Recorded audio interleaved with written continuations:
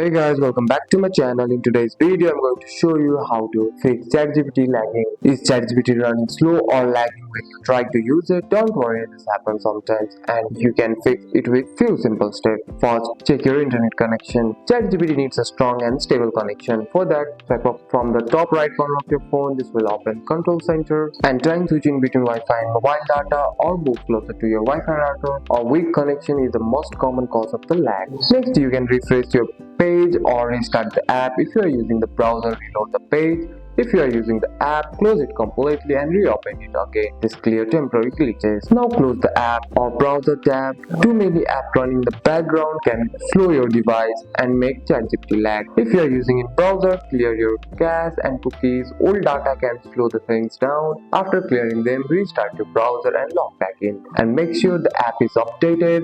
For that, go to the App Store. In the search bar, type ChatGPT and make sure your app is updated. If not, update it, cause outdated app can cause this error. And that's it. That's all for today's video, guys. If you found this video helpful, drop a like and subscribe for more videos. Thanks for watching. See you in the next one.